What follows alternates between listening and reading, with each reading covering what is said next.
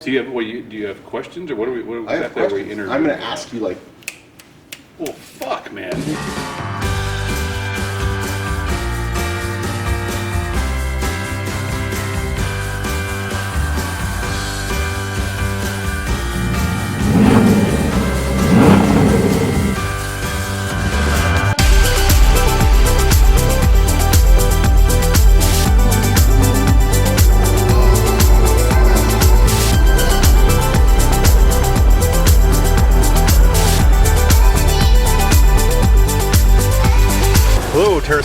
With Geek Nation Tours and Tales from the Outer Rim. We're here at the Las Vegas Open, put on by Frontline Gaming, and I was invited by Mike Bird, a really good friend of mine, and of course he's the executive producer to this show, and his son Mike Jr. to come out and play the LVO narrative. I'm really excited. I've never been to this convention before, and we're going to do some cool stuff in Vegas also. We're going to go eat some really good food, visit, because these are really good friends of ours, and of course can't wait to roll some dice and get my 40K on.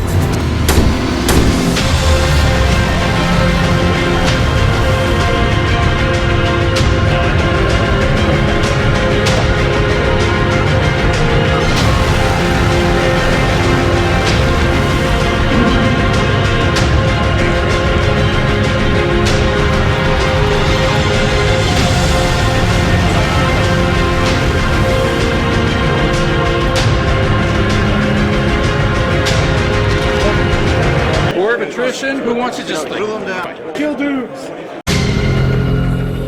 So we're here at the LVO, and it's Thursday night.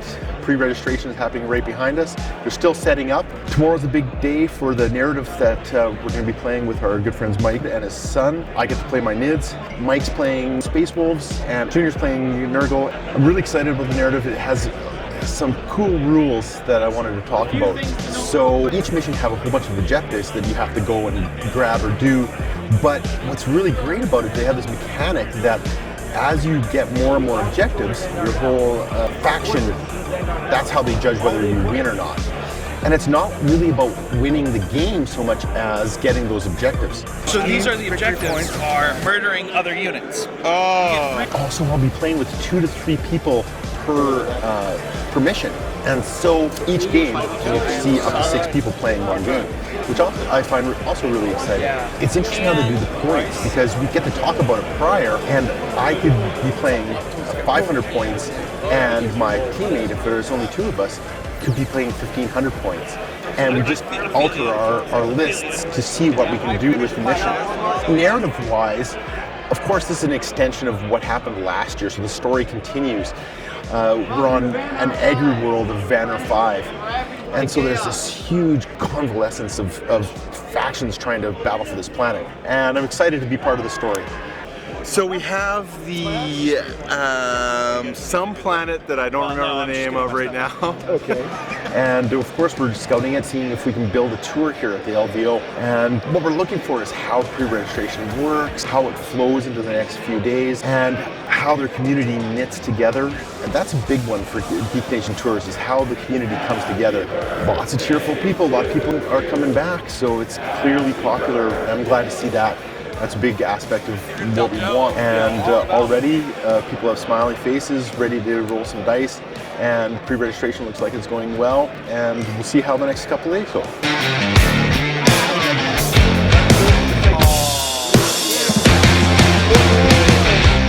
So we're here at the LVO, and we so happen to have Mike Bird and Mike Jr. Mr. Mike Bird is our executive producer for the show, and he invited us to come and play, well, invited me to come and play the narrative. Really exciting, that's coming tomorrow. Oh my god, so I know. At like 9 a.m. we start? Something like that, 9 or 10. And then it's like all day though, right? Oh yeah, till 8. And that's 2 days in a row that it's 8 o'clock. And then Monday I think stops at 4-ish. 4. But I'm excited about tomorrow. Yeah, it's our first narrative. We've never done a narrative before. Yeah. Oh, really? So first narrative ever? Ever. Really? Yeah.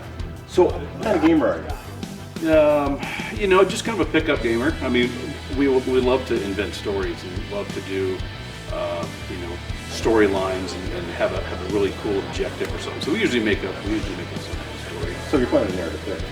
Yeah, but it's usually just one game or an apocalypse game. Like, we've played several days in a row, but like one giant apocalypse game. We've never played a series of linked games. Never a narrative at an event like this where everything affected the next game, and it just looks so cool. So. Yeah. Do you make up the story? Do you make up the story when you're gaming against each other? Or do you just go and let's go play some? Yeah. And does it change your gameplay when you're playing? I don't know. Maybe. I say so. I mean, it's a lot less competitive. I mean, you kind of do play it to. It's all about fun.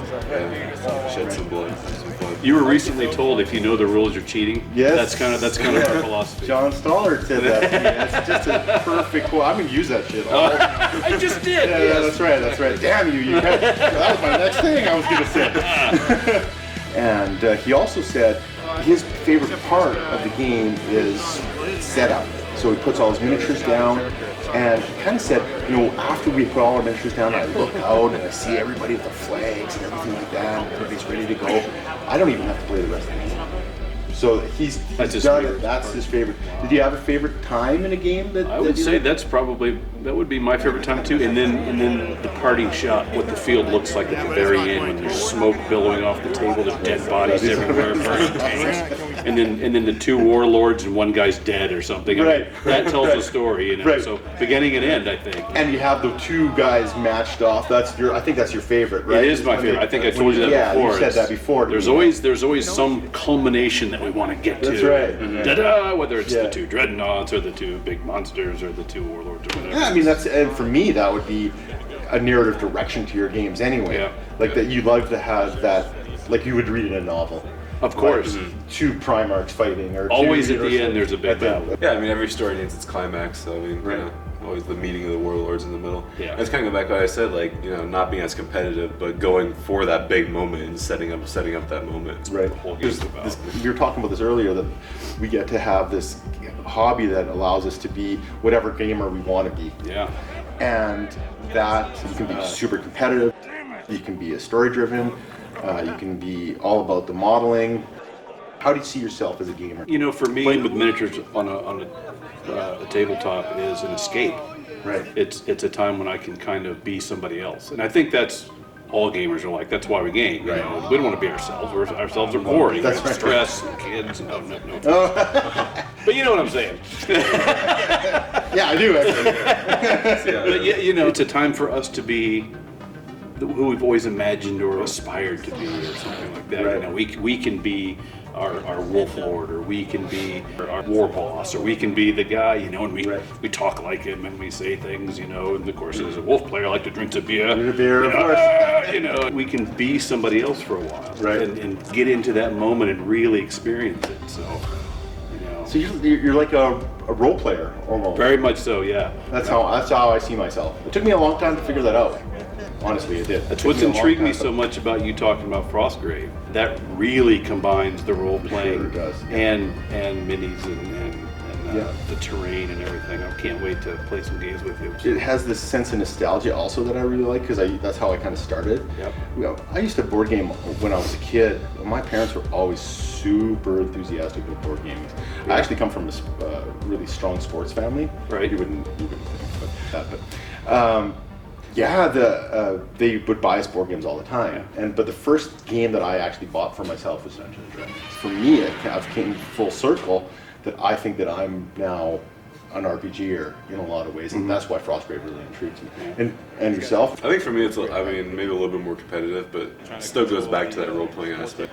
From circle of death in the middle. Such a young age, getting into, we got into third edition for Warhammer, but at the same time, I got introduced in playing Dungeons and Dragons and stuff, but that kind of really brings on the aspect of creating your own world. I think over the last couple of years, I definitely.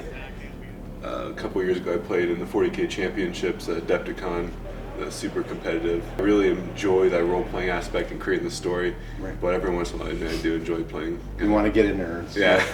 Why don't you talk about how you got him into gaming? Like you said, there's several different things that we used to play. When we first saw the game of Fantasy and 40K, it kind of rang a bell, because I used to build 1/35th scale military miniatures. Okay. We would build our forces, and we would play with them out in the yard. So when I saw tanks and minis and then there was a rule book and stuff, I was like, hey man, this is cool. And how old is he at this point? Shoot, I don't know, 8 or 10 or something, or 8. So you weren't gaming regularly prior to him coming into the hobby, basically? Not so much. Life had taken us in different directions with business and such like that. When we saw the game being played, it was like, wow, we got to get into this. So it's just like anybody else. When you first see it, it's like, oh wow, what is this? I think the experience you guys had is interesting though, because a lot of my friends, and including myself, of course, I've been a miniature war gamer for a long time. Yes. I played Rogue Trader. Right. So, but you guys got in it to get together. Yeah, is what pretty you're much. saying. So tell me about your memories of that. I remember going to tournaments at like 10 years old. GTs. Yeah. And wiping the floor with guys too. Oh, and they really? were pissed. Did not appreciate a little kid taking it to the table. They used to That's get very, very angry at me. Really? Like actually, yeah, fall on tantrums. It was really funny. I remember one time, I don't remember who I was ever playing, but I beat somebody and he got mad to the point because I kept rolling really well. That he actually started like cursing and stuff. And his girlfriend's like, you gotta calm down. The kid's like, it's like a 10-year-old kid that you're cursing at. And it's almost, I mean, it's fun. It's one of the funny things about like the wargaming community is it brings like everyone together, Right. And almost to the point where I mean you don't see I guess the other person as any other individual than like what they are. Like you don't see like you might be playing a 10-year-old kid, but you don't see them as that. That's right. Well, because you're seeing the dice, Yeah. and you're seeing the monsters or whatever are coming across from you. That's who you're really What army playing. were you playing in them? Do you remember? I think it's back when I played Tau. Tau. Before they got all their super big suits. All the big and stuff. everything. Can you tell me? Do you remember your first miniature you bought it as a kid? And then can you tell me? Do you remember what you bought together? Before I even bought miniatures was, of course, first edition D&D. I was 7, but that was perfect. So when soon as D&D came out, the little blue book with the dragon, Oh yeah, right.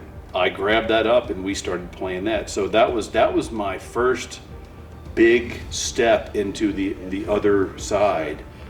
As was I think everybody else's in the 70s when it blew us when they were away, kids. It totally blew us away. It's like, what is this is the magic stuff, man. Yeah. And I remember sitting It was there magical. in the couple of years after we got into it, writing my own modules, listening to Rush, because Rush put the images in your mind, and then the same guys that I played D&D with ended up being the same guys that I collected minis with. Right. And my first miniature I ever collected, I think, was an M8 Greyhound. I think it was a six-wheeled armored car. Oh yeah. And I think it was a Monogram or a Revell model. Oh, yeah. Pretty simple. Cool. Had a couple of dudes with it.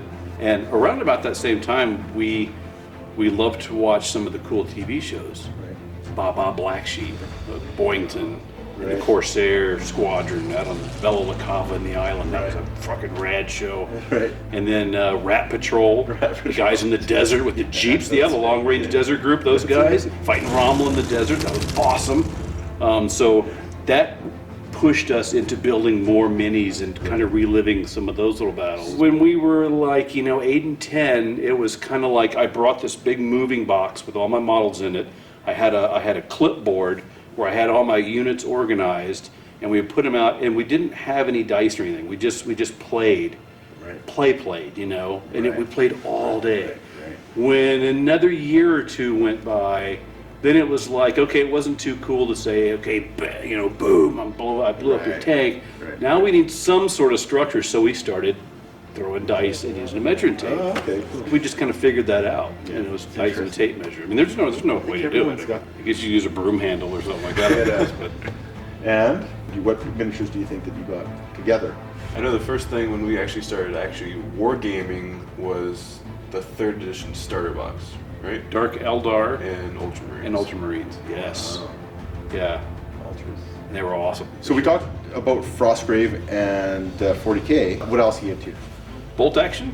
Bolt action. Full action. Bolt action, and bolt action we started getting into because it was not only were we kind of moving away from 40K because of 7th edition, but it also we played some demo games with those guys, and the demo games were awesome. Like usually a demo game was like was like a 5-minute or 10-minute demo game. Right. We played a demo game at the Adepticon with Price. Oh, yeah. Once, and it was like an hour and a half, and it got all really? serious and like, oh, let's say, and the guy's like, wow, what's going on? We're like, oh, wait. So we like took over his sample table, like we're shooing other people away, and yeah, it was awesome. So we're like, oh, we got to get into this. That's good press for him, though, because people are coming and seeing how enthusiastic you are. I think so. I think so. Right. Is there any historical period that you wouldn't play? Anything you not play? Yeah, we try to eliminate any political overtones from gaming. I mean, my goodness, you know. I think with historical games too, it kind of, even with the bad nature, but maybe behind some of the units, you still gotta respect history, I guess. Since we're talking about history, who would you want to meet if you could meet anyone? Fictional, historical, whatever. Is there a person that you want to meet? I've actually been asked this question a couple times in English classes, and every time Winston Churchill. I think my interest originally was piqued.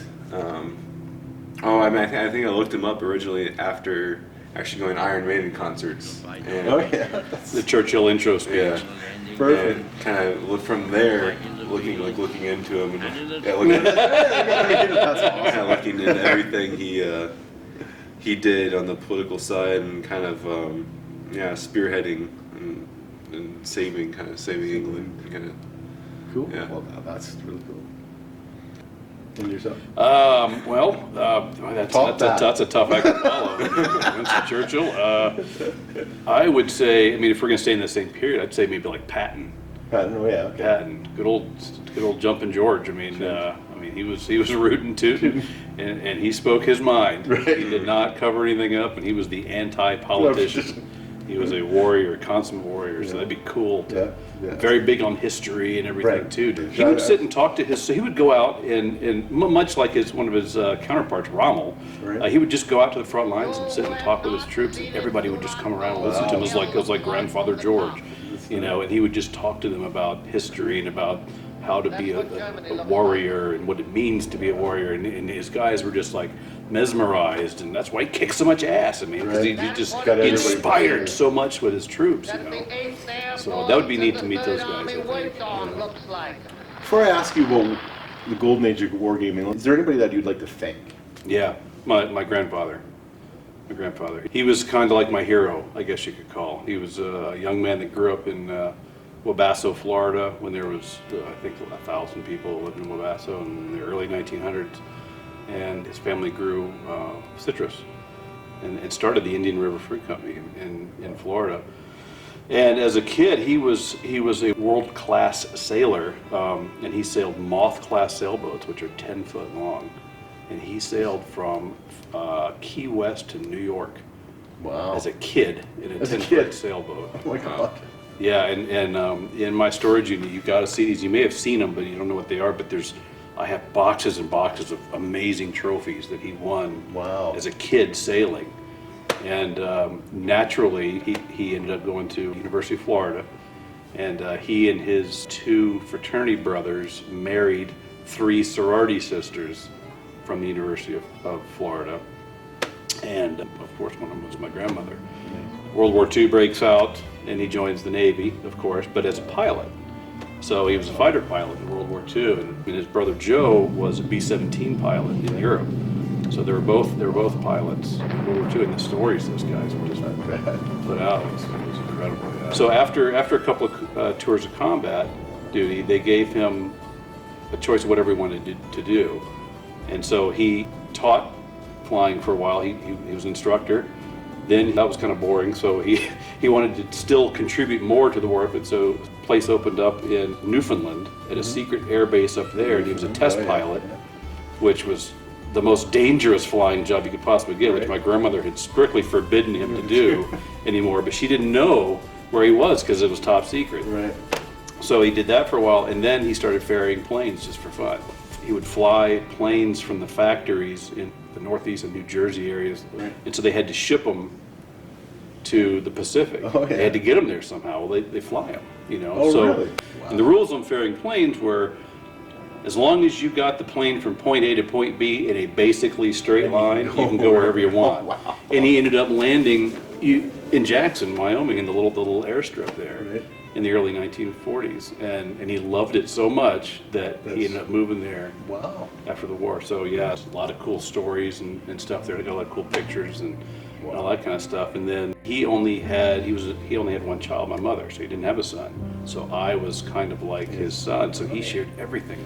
But I kicked myself in the butt because I wish if I could go back, I would talk to him a lot more about the greatest generation type of thing, because he epitomized that. You know, it's so true. And, you know, a lot of folks today don't have a clue what that means. You know, save the world type of thing. Yeah, well, it's like, wow, it's true. Wow. So I gotta say, I mean, I just thank him for you know, everything that he gave to me and he shared with me, because he really instilled himself in me, and I like to think that he lives on in us. Right. I guess along those lines, I mean, I never actually had the chance to meet him, so I mean, I would have loved to meet him. He would have loved you. I hear a lot, that's for sure. You always hear a lot of stories. You always hear a lot of stories about your ancestors and stuff. So I mean, I think being able to go back and meet all these people you hear about, I think that would be something. I mean, that'd be priceless. Right. You know, he was a man's man, you know, and he was definitely an alpha male kind of guy, you know, from everything he experienced and all the near-death stuff and all that. He didn't take no crap from anybody, you know, but he was very generous and loving man, but absolute right from wrong, you know, a narrow line there, you know. So all his values and ethics he kind of instilled into me. And it took me a long time to bring those to fruition. When you're young, you just hear, you know, damn the torpedoes and whatever, but it's there. You just have to kind of bring it out in yourself and nurture it, you know. So, but yeah, thanks to Granddad, A.B. Michael, my grandpa. So very cool. Okay, let's bring it back to wargaming. Oh yeah. So, last question. So, do you think it's the golden age of wargaming? I think it pretty much would be. If it's not, it's pretty close to it. I don't know that there was a time that wasn't a golden age of wargaming, other than, you know, some of the later editions of certain games that just got too convoluted. But wargaming is all about fun. It's all about you're pushing minis around on the table and rolling dice and having beer, and you're supposed to be having fun. So that's what it's all about. So as long as games kind of keep that in mind, I think it's the golden age of wargaming. So. I mean, I think I kind of agree. I think over time, I mean, I think it's been continuing to be the golden age of wargaming. You know, years and years ago, there wasn't nearly as much as there is now. How awesome can it get? Yeah. Be creative. You know, like this show, the origin of this particular show, Tales from the Outer Rim, is the idea of exploring the deeper side of gaming. And gaming and geeks and what makes us play games and things like that. That's kind of what this show is about. And of course, I want to do some traveling to remote places and things like that, which is also, you know, and find little pockets of people here and there, little bitty communities and remote places to play and see what makes them tick. Why are you playing this here? Volley and see what they're. Yes. Yeah, there's a Warhammer table set up on the beach, you know, or something. Or we'll do it. We're gonna do it. I mean, and I think that the wargaming, and like Mike was saying, it reaches so many people now. That I guarantee you, like at, you know, the Antarctic weather station, there's probably some minis there that they play with. There may be some minis on the space station. That's right. There may be minis, you know, at the Kremlin. That's there right. may be minis anywhere. You never know. That's and right. I want to see what those are, you know, and hear their story about how they started playing. I want to see about that. Dig a little bit and see how far we've come and where our path has brought us. Have adventures. Have adventures. It's all about good Bilbo adventures.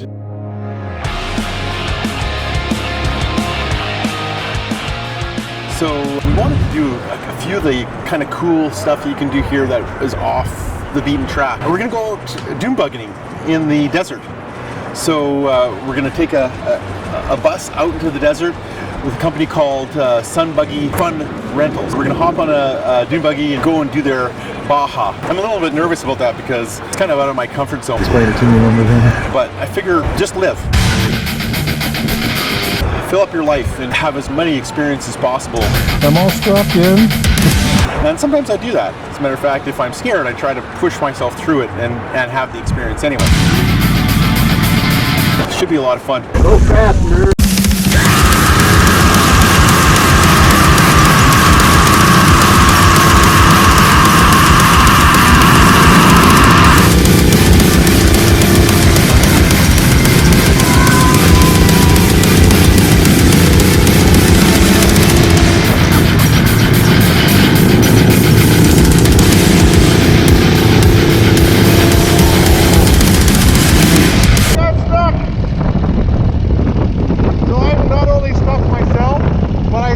everybody else too.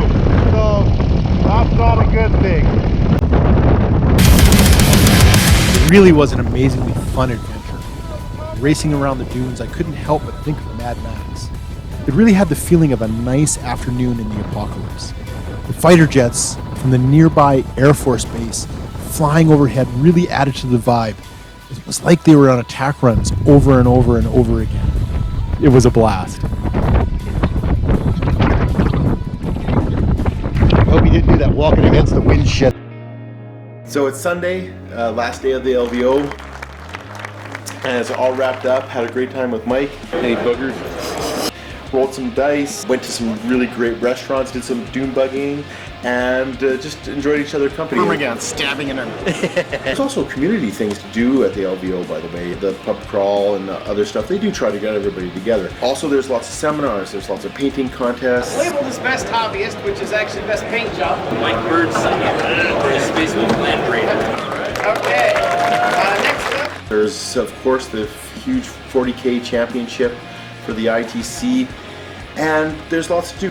But I think that if we were to come back here as a tour group, I would really be worried. I'm still a little bit worried about the whole creating that community thing, because there's so much to do out there. So good times, and hopefully we can bring it together and create something awesome. So whatever way you can, experience the world as best you can. Get out there and see the world and fill up your life.